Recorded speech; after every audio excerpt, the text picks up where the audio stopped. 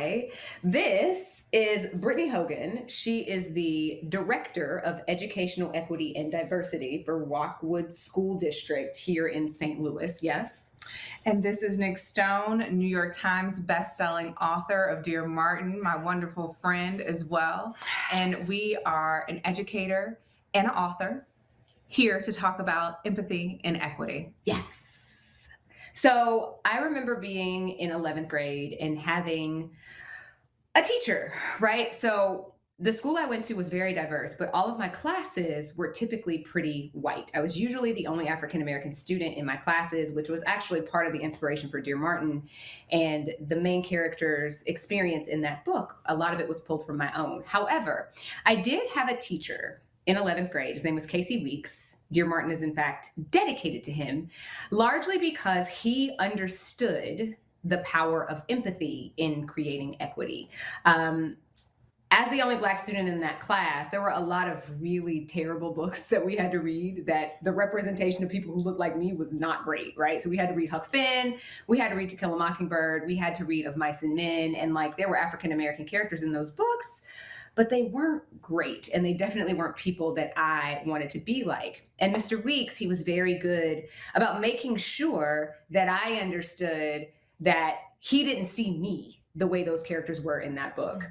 And he would also make the class do some empathetic exercises, and it always made me feel very welcomed. So really what we want to do today is talk about the connection between empathy and equity so that you can create those kinds of experiences for your own students. Do you have a teacher story? I do. So besides, we didn't say this from the beginning, but we are very both proud HBCU grads. Hey.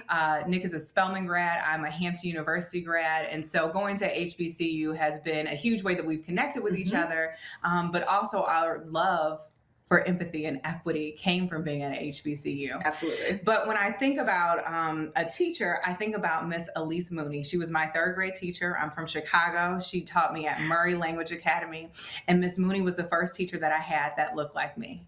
And not only did she look like me, but she was an empathetic and loving teacher. And she was the type of teacher I worked really hard for because I knew that she had high expectations, but she gave in a space of love and compassion and empathy. And the classroom never seemed like a space that wasn't equitable. And so when I think about when I became an educator, how I got here, a lot of it is Miss Mooney. And so she is the face that constantly runs through my mind when I think about the space that I want to create for the children that I interact with now. I try to be the best Miss Hogan that's similar to Miss Mooney every day. I love it. Yeah. So as we've been kind of kicking around a bunch of these like buzzwords, right? Empathy, equity, etc. You are the Director of Educational Equity. Will you explain to us what equity actually is? Because I think a lot of people confuse it with equality, and that's something that we need to kind of set a baseline for. Absolutely. So there is this framing of equity that I love that says it creates a path from hope to change. And that is about meeting people where they are and giving them what they need in order to be successful and prosperous. And it's created in a system of fairness. So a lot of times when people talk about equity versus equality, they think it's about fairness. But the truth of the matter is equality is really about giving everyone exactly the same thing. And if anything that COVID and teaching kids during the time of COVID has taught us is that we don't need equality, we need equity. The perfect example that I gave to Nick was is that we gave all our kids Chromebooks when we were all home. Well, that's equality. But equity really comes in the moments of we gave hotspots to the kids who didn't have internet access, because having that Chromebook and not having internet is pointless. And so we had to ensure that we were meeting our kids where they were and addressing the needs that they had. And that's really the fairness. That's creating an even playing field within the classroom of at least having the technology that you need to access your classroom. And so that's the best example of equity and versus equality that I can give for this time during COVID. Yeah, and the interesting thing about equity, right? Like we clearly do not live in an equitable society. It's part of the reason that I write books at all. And specifically the books that I do write, I write because of those inequities and inequalities. So the idea of equity, as Brittany said, has to do with making sure that everybody has what they need in order for opportunities to be equal across the board. So you kind of need equity to even achieve a measure of equality, I would think. But in order to get to a place where you are in pursuit of equity, as we said, it involves knowing what a person needs. In order to know what a person needs, you have to be able to empathize with them. And that's where I come in as an author, as a storyteller. So for me, empathy is basically my paycheck. Like I don't get paid unless I know how to empathize, because like I don't write myself into my books. Any book that I write is a character who isn't me. Even if it's a Black girl, like I wrote a book called Jackpot. You can actually see it over my shoulder over there in the gold and red. I don't even know where I'm pointing. But yes, I wrote a book called Jackpot about a girl who grew up similarly to the way that I did. She was kind of the poor girl in an upper middle class, majority white neighborhood. And her goal was to make sure that nobody ever knew how little she had. However, she had a job and she had to take care of a younger sibling. And there were all of these things about her life that did not parallel with mine. So I had to empathize with her. I had to put myself into her shoes to write her story. It's the same thing with any story that I write. And empathy is very different from sympathy. I find that a lot of people think that when they are being sympathetic, they're being empathetic, and that's just not true. Sympathy is an automatic thing, right? You find out that your neighbor's dog died. Most of the time you're going to be like, oh my gosh, that's so sad. I'm so sorry, Yeah. right? You find out that somebody's, God forbid, somebody's parent has died. If somebody has lost someone, we give our condolences. It's kind of an automatic sadness that we feel for the person that we're talking to. Feeling for and feeling with, though, are completely different things. So where sympathy is pretty automatic, like, if Brittany tells me that she stubbed her toe, I'm going to be like, oh my gosh, I feel so bad for you because your toe's broken now. But in order for me to empathize with her, I have to make the decision to do that. So what makes empathy different from sympathy is that empathy is a deliberate action. You have to decide that you are going to make yourself vulnerable. You have to decide that you're going to be humble, and you have to decide that you are okay with potentially being wrong. And this is where things get interesting for a lot of people, because we absolutely live in a society and in a country that is hyper insistent on certainty and hyper insistent on being right. We are all very careful about making sure we say the right thing and making sure we know the right answers. But when it comes to this empathy and equity thing, a lot of the time, there is no one right answer for anything. So this is where you have to jump into somebody else's shoes, as we say figuratively, right? So because there isn't one right answer that can solve everybody's problems, in order to be equitable, you have to empathize with the person that you're trying to create equity for.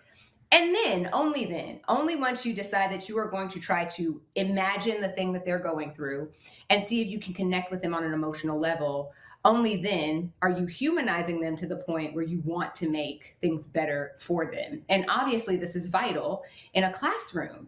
School is where I learned how to be a person in the world. I have visited so many schools, and we'll get into this a little bit in a few minutes, but even in schools that are more homogenous in nature, they all, everybody looks alike. Even those kids, they have to learn how to empathize, because they're not always going to exist in a place where everybody looks the same. So we've talked about what empathy is and what equity is. I think we should get into why, right? Absolutely. So as a person who, I will be very frank, my children go to private school. When it comes to economics, I'm not doing too bad. And I say that because I am very aware of economic inequality and economic inequity, if you will.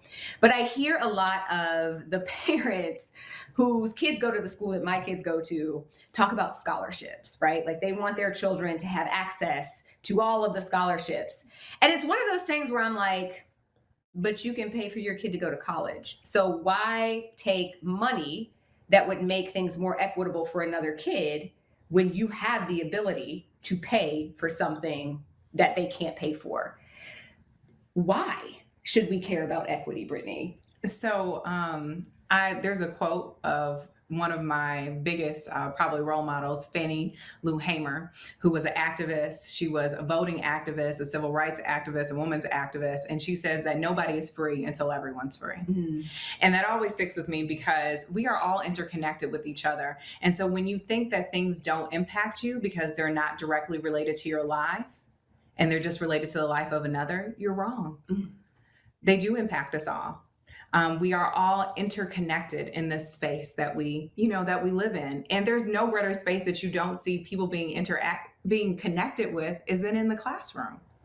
One of the beautiful things that I love about Nick's books is I remember the first time she came to Rockwood. Every ninth grader in Rockwood reads Dear Martin. And when Nick came to all 4 of our high schools, we had assemblies and the kids were able to meet her and they were able to ask her questions. And the beautiful thing that happened was it didn't matter if it was a Black kid, a white kid, a student of Hispanic or Latinx descent, an Asian student, a student who identified as being LGBTQ plus IA. They all were there to meet Nick because they all connected with that book, right? And so for us, it's always been about creating these windows and mirrors and sliding doors in everything that we do in our classroom. Mirrors giving children the ability to see reflections of themselves, windows being reflections of the world, and then these sliding door moments, because that's where we make those real empathetic connections. Mm-hmm. The ability to open up that sliding door, put yourself in the perspective of the character and walk in. And in the classroom, if you can have them all create those sliding door moments, then you're literally allowing all of them to walk in together. And that's how we make these connections to have these real conversations, to have these conversations about empathy and equity and how these things all impact us. I always say I don't have any conversation about equity without talking about empathy because they are always interwoven with each other. And as educators, we have to remind ourselves that one can't really exist without the other. So why? Why is that important? Well, if we are creating these global citizens who are going to be the leaders of our world, who are going to be wonderful, prosperous, successful citizens, then they have to have the skills to be able to talk about these things and also to be able to apply these in their lives. When we talk about the job world right now, empathy is considered to be one of the greatest skills that employers ask for. The world is constantly changing, and knowing that you have someone who has the ability to have an empathetic lens helps so much. It helps them when they come to teamwork, when it helps them in being innovative with other people, collaborative nature, and also understanding the struggles of other people. Those are really important skills. And I think more than ever, when we're all living in this space where we're stressed and we're dealing with racial and a global pandemic, we need to be aware that being an empathetic leader who can talk about equity, who has an equity mindset, is really important for us to move forward. So as our responsibility as authors and educators, it's important for us to be able to give our kids those skills. Yeah. And honestly, piggybacking off of what you said, why do we use that phrase? It's so bizarre if you think about it, the idea of piggybacking. But anyway, piggybacking off of something that you just said, this idea of the classroom being a space where kids are learning to, like you was dropping bars for a second, like they're learning to empathize as a unit, right? There's something very powerful about that. So there was this one time, Lord, I was in Hastings, Minnesota. It's not a lot of people who look like us in Hastings, Minnesota. I visited a high school there. There were 800 kids in the auditorium. There's my brown self walking back and forth across the stage, talking about my book about racism. It's talking about Dear Martin, trying to get these kids interested in race relations, even though they didn't feel affected by any of this stuff, right? Like these are kids who they're like, why do we have to read this? Like that was their thinking. Why do I have to read this book about this Black kid? I'm not a Black kid. No police are trying to beat me up. Why do I care about this? And it was a fascinating experience being in this space where there's 800 kids, like I said, 792 of them were white. There were 8 children of color in the audience, right? The interesting thing, after I left the auditorium, I went to speak to a specific classroom. The teacher who had invited me to the school to talk about Dear Martin, she had her class read Dear Martin. Parents were completely opposed to it. Like the parents did not want their kids reading the book, but thankfully this school has a staff who is really, really careful and concerned with the idea of inclusivity, who knows that once these kids leave this high school, they are no longer only going to be surrounded by other white people. So the principal was very supportive of Dear Martin. The other administrators were very supportive of Dear Martin. And I go into this classroom and I'm talking to some of these kids. Some of them were kind of clowning a bit. But there was one girl in particular. This young lady, I remember her standing up in class. She raised her hand to ask a question. And I said, "What's up?" So she stood up because anytime somebody is asking me a question in a classroom or in an auditorium, I ask them to stand up because I want them to make themselves known to their peers and I want them to speak shoulders back. Make what you want to say, make it loud. Like I want to hear what you got to say. So she stands up and she says, I just really don't understand why, if I want to go into the middle of the street and shout the N word at the top of my lungs, I can't do that. I have freedom of speech. And I said, absolutely, baby. You can absolutely. You want to go into the hallway out here and you want to shout the N word. You do absolutely have freedom of speech, but nobody's going to like you. That's the thing, right? Empathy is important because if you're unable to empathize, you have no friends. Nobody's going to like you. Nobody's going to hire you for a job. I'm serious. There's so much to be said about like the way the world is working right now. I think about this idea of quote unquote cancel culture, right? So there was an actress who was on the show The Mandalorian who was recently cut from the show and cut from her agency dropped her, right? And there are people who are mad about this because, she used her public platform to say something a bit controversial. And so there was this idea that, oh, well, you're taking away her freedom of speech. And no, this is just a consequence, right? So in not teaching our children to be empathetic, in not teaching them to care about other people and to consider other people's perspectives, we are setting them up to be canceled, to be completely honest, right? So you don't want to get into a position where you've taught a kid and this kid goes out into the world and they just say something ridiculous and wind up losing everything. I think about the number of high school students I saw last year who lost scholarships after the death of George Floyd because their things came up that they had posted online. Racist things came up that they had posted online at some point. There was a girl who, I think she was supposed to go to the University of Tennessee. She was on like a cheerleading scholarship. It was either the University of Tennessee or the University of Kentucky, but she was going on like a full ride scholarship for cheerleading. And there was a Black boy who went to her school. Actually, he was biracial boy who went to her school. And all of this stuff is happening around the death of George Floyd and Ahmaud Arbery and Breonna Taylor. And like, there's this outcry, this public outcry and this uproar. And it was honestly a beautiful thing to see. As a person who has studied Dr. King inside, outside, and upside down, seeing some of the stuff that was happening last spring and at the top of last summer was really encouraging to me. So this kid sees this young lady post about Black Lives Matter. But he also had evidence of something that she had posted on TikTok that was extremely racist, something that she had said the year before. And in order to prevent this kind of performative wokeness, this young man released this video. And this girl, she lost her scholarship. She lost her scholarship. And though they couldn't take away her admission, she was encouraged to withdraw.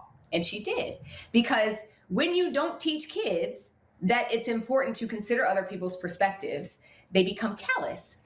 Especially kids who are in kind of the power position, right? Like I think about the kids who they're straight, they're white, they're cisgender, and they just kind of have the world at they're well off, right? So straight, white, rich, and cisgender, that's kind of like the top of the ladder, right? If you don't teach those kids how important it is to consider other people, when they enter into the real world, man, they're going to have a rude awakening. The next thing though is like, how do we do this? How do we do equity? So we're talking about in the classroom, right? How do you create an equitable space in a classroom, Ms. Hogan? So I spent a lot of time talking about these. How do we create these inclusive spaces that acknowledge the identities of all our students and all of their identities. When you create these spaces, it allows kids to show up as themselves, allows you as an educator to be able to have realistic and brave conversations with kids because they know that they're safe. And that's really our goal, to ensure that kids know that they're safe to be themselves, to express their opinions, and to explore and be curious. Everything that you say and that they say is not always going to be right. Sometimes there are going to be moments where things don't go as well as you think. And I always tell educators, when they're fearful that they will say the wrong things, that they have to remember, give yourself the grace that you give the children. We tell them all the time, you pick yourself back up, you say that you're wrong, you accept the harm, excuse me, you accept the harm that you've done, you repair it, and then you move forward. You can't allow it to be quicksand that you just sink into. Everyone is allowed grace. We have to come in this space with good intentions and grace for other people. I think that's what the world is missing a lot of the times, but those are things that we have to create in our classroom.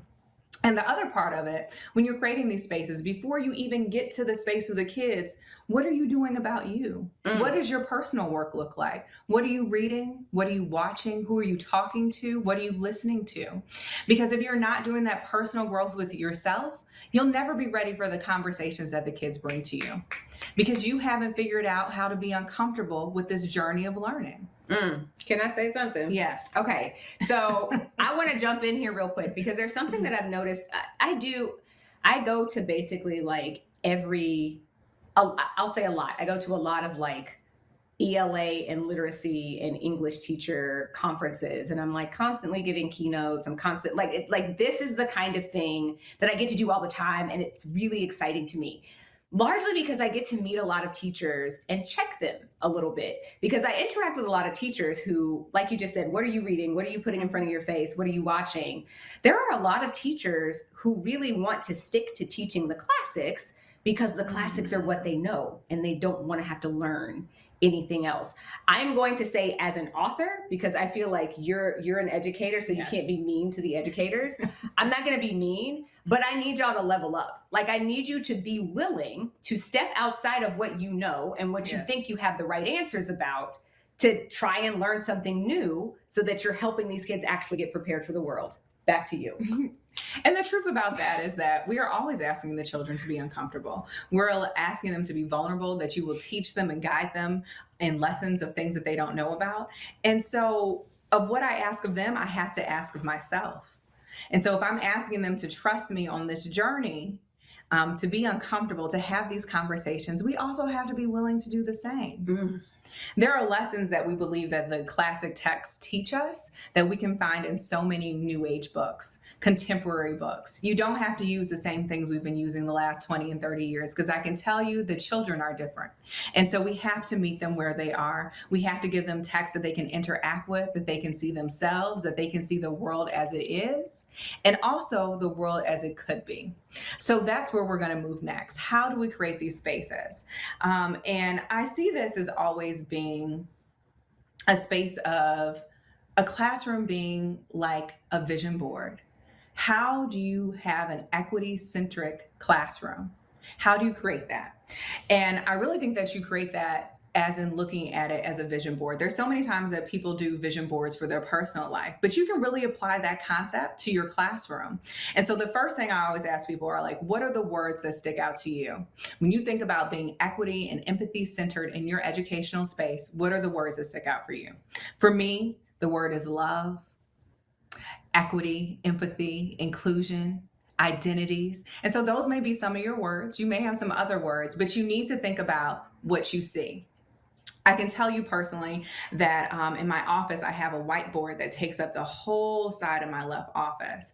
And every July 1st, at the beginning of our fiscal year, I erase everything off the board and I start all over again. And I write down every school that's in the district. We have 30 buildings. I write down my staff. I write down the students. And I think about what I want to do for them for the next year to create equitable and empathetic experiences in their building. And so sometimes I may think of something I did last year and I'm saying, you know what, we should do this again. But I think that every year you have something new to add to that experience, to put up on that board, to make a physical representation of what you want the educational space to look like that you support. For me, that's always the easiest way. Maybe yours will be like in notes, or you write it down, or you make a poster board like a real vision board. But there are ways that you have to physically see your space. And so people have asked me, like, well, when you say like a vision board, where do you get these images for education? You can get them from an educational leadership, you can get them from teaching tolerance. But I promise you, if you get some magazines or some images that focus on education, you can totally make this happen. You can make it your own space. And then the question is, who are you doing this work with? Because you cannot do it in a silo of yourself. That is not how this works. This work is for everyone who is responsible for the children. As James Baldwin said, these are all our children. We will profit by or pay for whatever they become. We are all invested in them. The social workers, the guidance counselors, the administrators, the teachers, the district level administrators. So the question is, who are you doing the work with? And if you find yourself in a space by yourself doing it, who do you bring in? Who are you bringing into this conversation? Because that's what it requires. It requires all of us to show up as our best selves and to do this work together. And then, of course, at the end, we bring the children in. And how do you bring them in? And to me, the best way has always been books. So, author. I mean, look, obviously that works for me. Like, so I'm a big believer in what I call Twoeyed Vision, right? And this is important not only for me as an author, but I think for anybody who wants the world to be a little different. What Brittany calls a vision board, I call a better world board, so a BWB. And I make one every year, and I make it for myself, but I make it as a person who is creating. And as a creator, I want my creation to actually mean something. Like, I don't want to just be out here like creating for the sake of nothing. If I am making something, I want it to make somebody's life better, more full of light, something.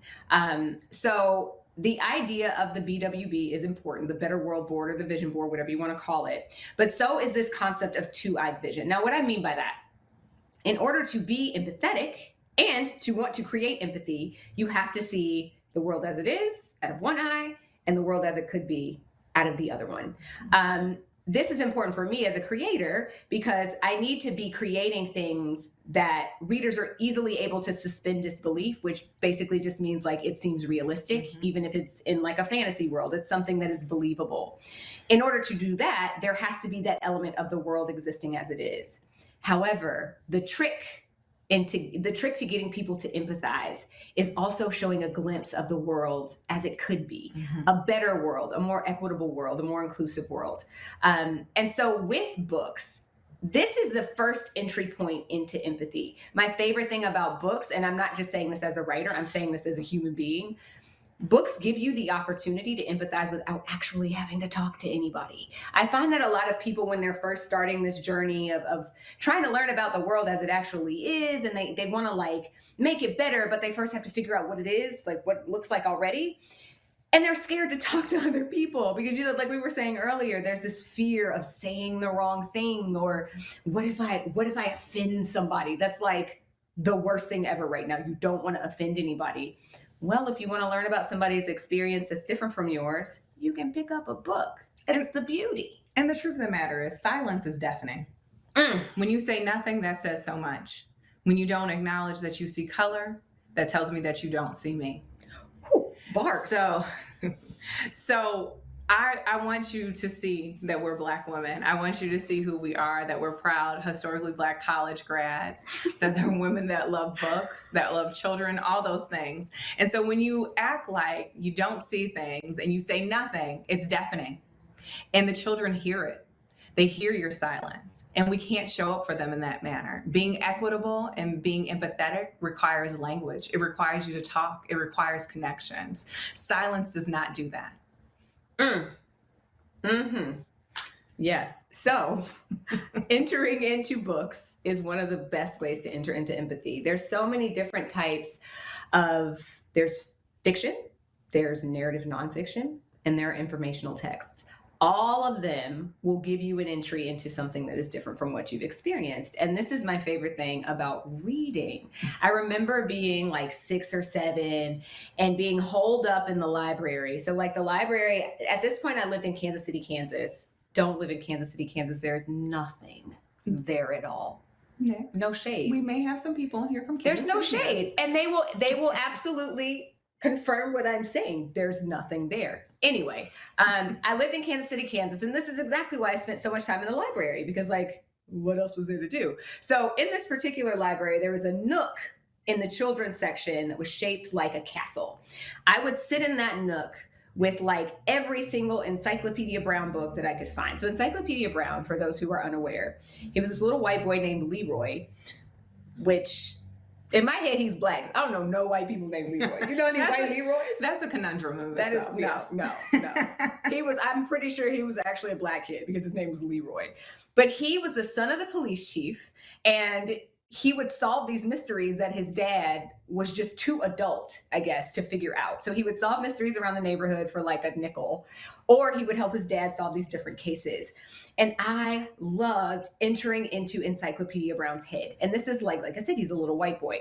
But the idea of getting to enter the head of this really smart kid who saw the world in a different way and who caught details that most people would miss, I wanted to be like that, right? I wanted to be the kid who noticed these things and who was able to solve these mysteries. I was also the daughter of a police officer. So there was a connection point that I was able to make to Encyclopedia, despite the fact that we are completely different gender expressions and races, right?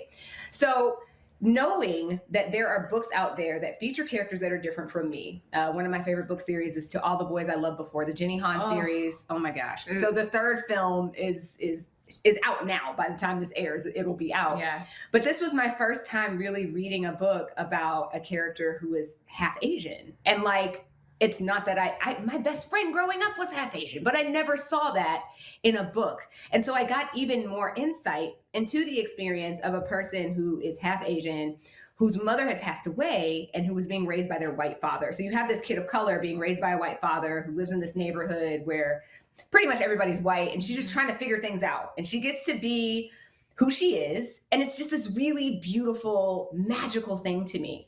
So once you have the book, my favorite thing about a book is that a book can't talk back. I interact with a lot of people that are deathly afraid of reading books like Dear Martin because they're like, the book is going to be so angry. And I'm like, it can't hit you. Like, who cares if the book is angry? You get to interact with this text. Yes, it is likely to make you uncomfortable, which is something we should talk about. We should talk about discomfort and how important discomfort is in empathy and in equity. But it can't do anything to harm you, right? So read a lot of books. Also in your classrooms, it's really important that you give your students space to live and tell not only their own stories, but to interact with other people and try to tell their stories as well. So I am a big proponent of making sure that when I tell a story, I am telling it as authentically as possible. It involves a lot of research. As I mentioned earlier, I am not a 17-year-old Black boy. I think I mentioned that earlier. Did I say that earlier? You did. Okay. I think you did. I'm not a 17-year-old Black boy. I'm a 35-year-old Black woman, right? So writing Dear Martin and Dear Justice, both of which feature 17-year-old Black boys, involved me actively empathizing. Like I had to go with Dear Martin. I interviewed a bunch of young men. Dear Martin, Justice, the character in Dear Martin is he's very high achieving. He's like the good Black boy, if you will, as much as I hate that phrase. But he's headed to Yale. He's got all this stuff going for him. He's like killing it academically. He's the captain of the debate team. He's like a state champion argumentation dude. And he's doing everything he knows to do right, and it still does not make him exempt from racism. And that's the lesson that he learns in this book. So in order to write the book, I had to talk to people like Justice. Dear Justice is about a kid named Quan, whose experiences are actually kind of the opposite. Like, despite the two boys growing up in the same neighborhood, things don't go as well for Quan. He doesn't have the kind of support at home that Justice has. He doesn't have somebody kind of pushing him. His mother has her own stuff going on. And he winds up in a juvenile detention center awaiting trial on murder charges. Justice in Dear Martin is racially profiled by a police officer. That police officer is killed, and the person who confesses to the crime, bless you, thank you, is Quan, the protagonist of Dear Justice. And in order to tell that story, I spent months going across the country and visiting juvenile detention centers and talking to the kids that were being held there. So in doing that, it allowed me to tell a story that's different from one that I've lived. And I think that that's a skill that you can teach your students, even just making sure that they're interacting with other people and understanding their stories and getting to a place where like they're willing to listen to other people's stories and to actually believe them. The number of people I encounter who are like, this book isn't real. None of this stuff happens in real life, like with Dear Martin. I love that I can just pull up news stories and show exactly where I pulled different parts of the text. There's a scene in the book that I plucked from my senior year of high school where these kids are talking about test scores. The white boy just cannot seem to believe that the black boy got a higher ACT score, and he openly doubts him. And that's something that happened to me when I was a senior. Only black kid in the class. I got an ACT score 2 points higher than this white girl who sat in front of me. And she looked me dead in my face and said, there's no way you got a higher score than me. Okay. And now she's following me on Instagram, so it's fine. But if she had taken the time to empathize, she wouldn't have said something so out of pocket, I think. The third piece here, so we have reading stories, reading books, we have telling stories, your own, and learning other people's stories so that you can share their story. And then you got to connect the two, right? Because the beauty of story is that we're able to enter into it and we're able to empathize with these characters because we can understand how they feel. Sliding door moments. These are just boom, boom. That is a Rudine Sims Bishop quote, by the way. So we're going to credit our sister. Yes, absolutely. Well, really, she's more like an auntie. Yeah. I met her once. Really? She's amazing, Yeah. by the way. Total bunny rabbit trail. We're not going to go down it. But yeah, so most human beings, we have the exact same range of emotions. Like, this is a part of being human. Most of us are made to feel sad by similar things. Most of us are made to feel joy because of similar things. Because we are able to experience the same emotions, we are able to connect with each other in many ways. I don't know anybody who has never felt out of place. Right. I don't know anybody who hasn't been in a position where they're like the oddball and nobody wants to talk to them. The odd one out? The odd one out. Yes, that. I wrote a book called that. Look at that. Hey, look at that. Yeah, shameless plugging right now is what we're doing. But here's the interesting thing that Nick said, and I want to piggyback off of it. The thing that I love, when she was writing Dear Justice, we were friends at the time, and I remember her going to the juvenile detention centers and seeing these young men and having these conversations with them. And so when she says that, when someone says that this couldn't be real, and she's able to pull up these articles, the ability to do that in a book that really creates an empathetic lens, that will always exist. Yep. Even when it's fiction, because fiction imitates life. Yeah. And so there will be ways that you can find ways to connect with students to allow them to see this narrative in the real world. And that's the beautiful thing about the way Nick writes, because it allows those to make those connections. I think that we don't always have to stick to just teaching books when we can put it into the real world as well. We can bring newspaper clippings, or that's kind of old school, not newspaper clippings, but internet articles. Everybody got their tablet anyway. Yeah, everyone got their tablet. So there are ways to connect them, to bring them back into the real world and say like, hey, this may be a book that's fictional, but I can tell you that this is real life, that these stories exist. So maybe their name isn't Justice, but their name is something else with a very similar experience. Yes. And that is how the equity thing gets started. We get to a point where we understand each other's emotions. Like, I know what it's like to be falsely accused of something, which means that I know what it's like when Justice is falsely accused of something. In that, we humanize each other, because this is the biggest point that we want to make. Empathy and equity are both about humanization, treating other people like humans, which then gives you the space to treat yourself like a human being. Discrimination, racism, sexism, all of the isms, all of the phobias, all of those are rooted in dehumanization. It's taking somebody's humanity away to judge them. It's taking somebody's humanity away to say that they're less than. So in giving people the space to be who they are, what we're actually doing is giving ourselves the space to be who we are. And this is why empathy and equity are very, very important. So now we're going to make some book recommendations, and then we're going to let you guys go and think about these things, because this is a thing that you should be thinking about. Absolutely. So Brittany's going to recommend books for educators, and I am going to recommend books for students and educators. So, I was saying to Nick before we got started, I've changed my books a couple times because I want to make sure that I'm giving you not only a perspective for inside the classroom, but for that personal work that you need to do. And so, one book that I have greatly recommended to my white allies in this work is Me and White Supremacy: Combating Racism, Change the World, and Become a Good Ancestor. And the reason why I recommend this book so much is because it's a 30-day journal along with the book. So, it's a written expression of you feeling the emotions while you read this book. I've given this to our superintendent of our school district, to social workers, to teachers, to the PTO, because I want parents to also do this work with us. And so I think this is a great way of making that happen. Next book I chose was Bettina Love, because I love Bettina Love. We Want to Do More Than Survive: Abolitionist Teaching and the Pursuit of Educational Freedom. I love this book because what we didn't talk about today, but I feel like is part of that empathy, equity journey, is liberation. Because after you have equity, what you are really searching for is getting rid of all barriers. You wanted to make it where everyone has the ability to be free and to succeed. And so Bettina talks about that in her book. She talks about how we create this abolitionist thinking in the classroom and how we do that for students and giving them the space to grow and to be free and to liberate. So I love this one as well. Then I have an oldie but goodie, which is written by the former president of Spelman University, Dr. Tatum. Why Are All the Black Kids Sitting Together? I love this book because it, as educators, especially in a space that is not predominantly Black, we hear that a lot. Well, all the Black kids sit together. Well, all the white kids sit together too. And the Asian kids sit together too. Right. And all the kids with their own identities, you find that a lot. And so it's important to break down why those things happen and what that means, and uncovering the bias that exists when we talk about these things. So I love this book, and I recommend that every educator has a copy of this book. And finally, Coaching for Equity. I love this book.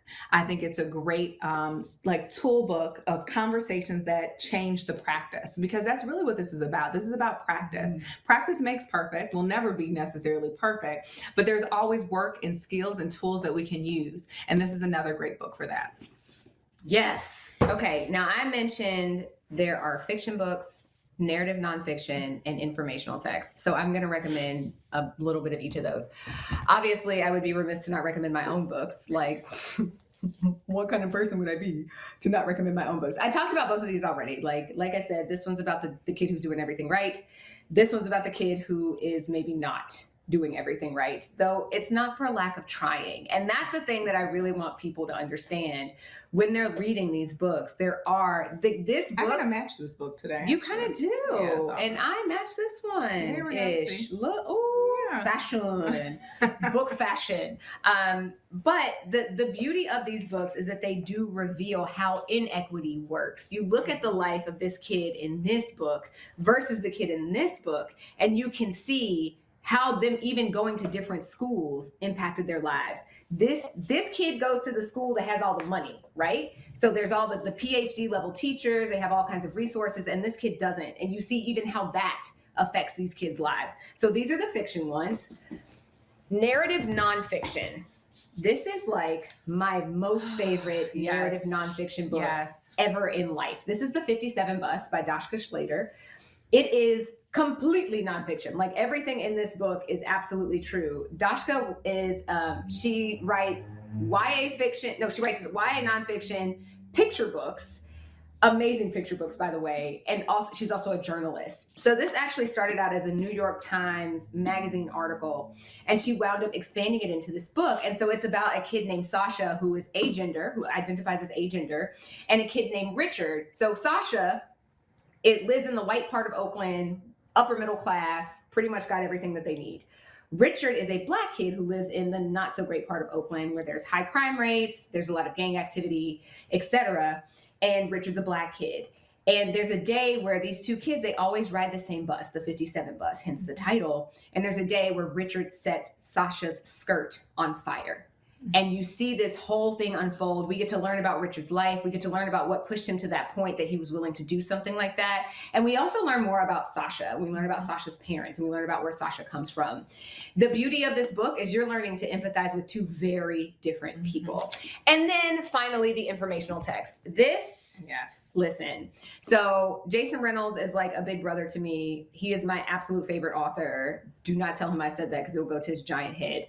But this book is fantastic. So he took Ibram Kendi's National Book Award winning Stamped from the Beginning, and he condensed it down, put it in different language, and made it accessible to young people.